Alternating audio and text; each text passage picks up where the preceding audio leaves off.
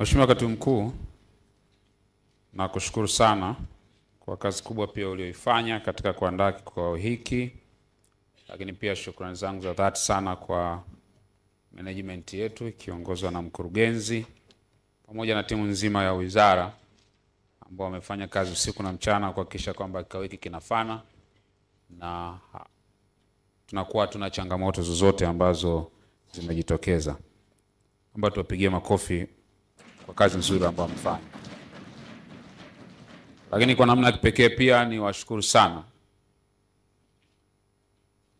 maafisa maendeleo ya vijana wote wa mikoa pamoja na halmashauri ambao kwa kweli tumeanza vizuri.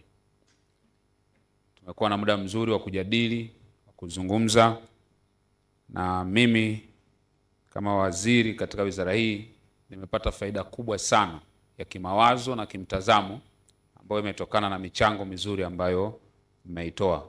Hongereni sana na asanteni sana. Nichukue fursa hii pia niwashukuru waandishi wa habari ambao tangu tunaanza wamekuwa pamoja na sisi wakifanya kazi kwa weledi, na tumeona katika vyombo vya habari taarifa zetu zimekwenda na zimewafikia watu wengi sana. Nawaomba tuendelee kushirikiana katika shughuli za wizara ili kila tunachokifanya basi kikawe na manufaa makubwa na kikawaguse watu wengi zaidi. Waheshimiwa maafisa maendeleo ya vijana, katika mengi ambayo tumejadili, tunapofunga ningependa kuzungumza maeneo machache. Jambo la kwanza, ningependa kuwakumbusha wote kwa ujumla wake kwamba kazi hii ni utumishi. Ni utumishi ambao tumepewa kuwatumikia vijana wa nchi yetu kwa muda na majira haya. Ninatamani tunapoendelea katika utumishi huu tukumbuke mambo mawili makubwa yatakayotuongoza. Jambo la kwanza, kila mmoja wetu adhamirie kuacha alama. Siku utakapoondoka katika nafasi hiyo, basi kuwepo na kitu ambacho watu watasema kuna mtu fulani alipita hapa kwa sababu ya mchango chanya ambao utakuwa umeutoa. Ukifanya hivyo utakuwa umeongeza chachu ya mabadiliko chanya kwa vijana wa taifa hili ambao wanakuangalia wewe kama mmoja wa watu muhimu katika kuwatimizia yale wanayotarajia. Lakini jambo la pili, katika kukumbuka kazini ya utumishi, tukumbuke kuwajibika.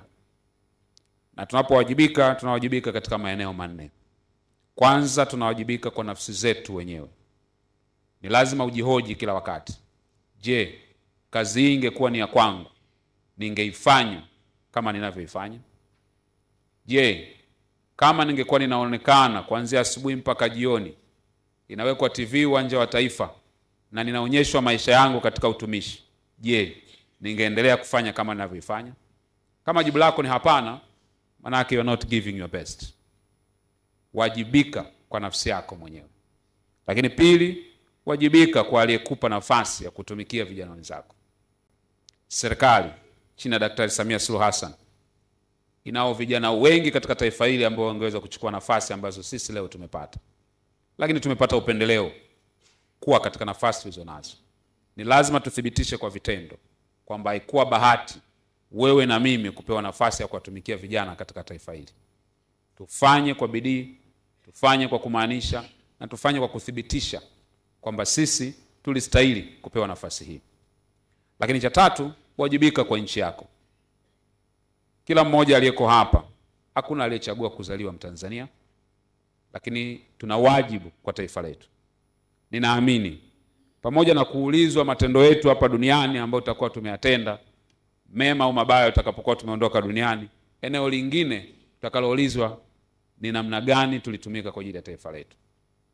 Vizazi vilivyopita imefanya mambo mengi ambayo yametusaidia sisi leo kuwa hapa tulipo. Na sisi tuone wajibu wa kufanya mambo ambayo kizazi kinachokuja kitajivunia kwamba walikuwepo vijana waliosimamia sera vizuri, waliosimamia mipango ya kiserikali, lakini waliotumia rasilimali za vijana wenzao vizuri, na wote kwa pamoja waone tulikuwa na faida katika maisha tuliyoishi. Lakini cha mwisho na eneo la nne, wajibika kwa Mungu wako. Sisi ni roho. Tuna nafsi na tunaishi katika miili. Na ndio maana tunapoondoka duniani huwa tunasema mwili wa marehemu. Ina maana marehemu mwenyewe hayuko pale. Tafsiri yake ni kwamba pamoja na wajibu wetu wa kawaida, tuna wajibu kwa aliyetuumba. Na katika imani zetu tunafundishwa kwamba maisha hayaishi tu tunapokufa duniani. Tutaulizwa. Na mimi nitaulizwa. Ulipokuwa waziri wa maendeleo ya vijana, ulifanya jambo gani la kuwasaidia vijana wenzako? Na wewe utaulizwa katika nafasi yako. Ninatamani tuwe na ujasiri sana wa kujitosheleza, kwamba siku tutakapoulizwa tusiwe na hofu wala tusiwe na uoga wa aina yoyote, tuwe na ujasiri wa kusema tulifanya aliyotupasa kwa nguvu zote, kwa akili zote, kwa ubunifu wote, na tujivunie matokeo ambayo yatakuwa ni chanya. Lakini jambo lingine ambalo ningependa kuwakumbusha maafisa maendeleo ya vijana wote, changamoto za vijana ni nyingi sana. Tunaziona katika ripoti, tunaziona tunapopita kuwasiliana na vijana, tunaziona katika mitandao ya kijamii. Imani yangu inaniambia kwamba Mwenyezi Mungu ametubariki akili na ufahamu, na hakuna changamoto yoyote isiyokuwa na majibu ambayo inawakabili vijana. Inawezekana majibu yao yasiyo haraka, lakini yanawezekana. Ziko changamoto tumezijadili katika kikao chetu kazi hiki. Ziko changamoto za ajira, changamoto za taarifa sahihi na za wakati kwa vijana, changamoto za mitaji, changamoto za masoko, changamoto za vijana kupata nafasi ya kusikilizwa, changamoto ya fursa zikiwemo za kuajiriwa na kujiajiri, na mazingira pia ya kibiashara. Ninaamini kupitia falsafa zetu 3 ambazo tumekubaliana tutatembea nazo, changamoto hizi tunaweza tukazitatua. Tufanye mambo yetu kwa kasi, tuwe viongozi tunaofikika, lakini pia tutumie teknolojia. Sisi kama wizara, na mimi nikiwa kiongozi katika wizara hii, tunakusudia mambo 3 makubwa kwa vijana wa Kitanzania.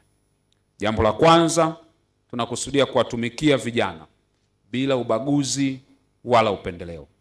Kijana yeyote popote alipo, bila kujali jinsia yake, historia yake, anapatikana wapi na yeye ni nani, ajisikie kwa dhati kabisa kwamba wizara hii ni wizara yake, iko kwa ajili ya kumhudumia, iko kwa ajili ya kufanya mambo yatakayoweza kumsaidia. Lakini jambo la pili tunalokusudia ni kuwasikiliza vijana popote pale walipo. Haitajalisha kijana ambaye yuko kijijini au kijana aliyeko mjini, kijana anayelima au anayevua kule Ziwa Victoria, kijana ambaye yuko katika mashamba ya mpunga kule Mbarali, au kijana yeyote yule ambaye yuko mahali popote anashughulisha shughuli za kiuchumi. Sisi kama wizara tutamfikia pale alipo, tutamsikiliza, na maoni yake yatakuwa ni ya muhimu katika kuboresha shughuli za vijana. Kwa hiyo hili ni hakikisho kwa vijana wote wa Tanzania kwamba sisi kama wizara na maafisa vijana wa mikoa na halmashauri tutawafuata walipo, tutawasikiliza na tutaendelea kuyafanyia kazi. Lakini jambo la 3, tutawahusisha vijana wote katika nchi kwenye mipango na utekelezaji wa mipango inayohusiana na vijana. Sisi kama wizara tumekataa, na kwa maelekezo ya Mheshimiwa Rais ametuagiza chochote tutakachokifanya kiwe kinaakisi mahitaji ya vijana wa nchi hii. Hatutajifungia kwenye vyumba vyetu na kuamua mipango bila kijana kuhusika. Tutakapozungumza masuala ya kibiashara, kijana machinga atahusishwa, kijana wa bodaboda atahusishwa, kijana anayeuza samaki atahusishwa. Tutakapozungumza masuala ya kilimo, anayelima nyanya atahusishwa, anayelima mahindi atahusishwa, na anayelima pamba na kahawa atahusishwa. Kwenye sekta yoyote ile, sauti ya vijana itasikika, na ndio dhamira ya wizara hii, na ndio dhamira ya kiongozi wetu Daktari Samia Suluhu Hassan. Na itakapofika katika utekelezaji, hatutawaacha vijana peke yao. Tutatembea pamoja nao, tutawashauri, tutawafanyia ulezi kwa maana mentorship na coaching, ili mwisho wa siku ndoto ya kila kijana wa Tanzania iweze pia kutimilika. Lakini mwisho kabisa, ningependa niwakumbushe vijana wenzangu maneno aliyowahi kuzungumzwa na Rais wa Marekani John F.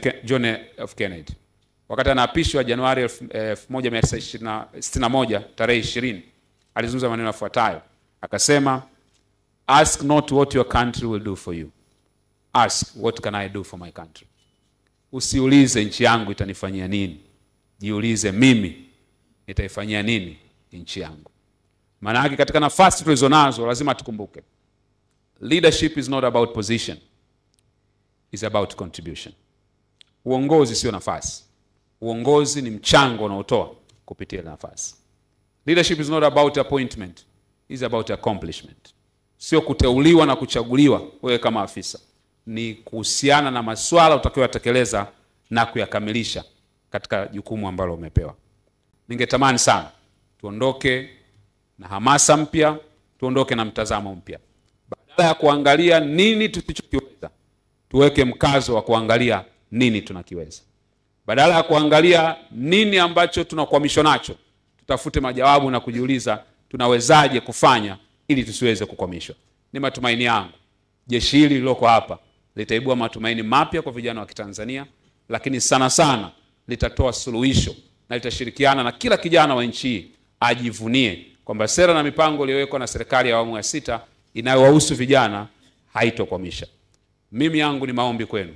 Mwenyezi Mungu awatie nguvu, awape uvumilivu, lakini zaidi sana awasaidie kukabiliana na changamoto ili wote kwa pamoja tutakapokutana mara nyingine tusherekee ushindi na hatua ambazo tutakuwa tumezipiga katika kutimiza majukumu yetu. Asanteni sana, Mwenyezi Mungu awabariki. Tuna imani na waziri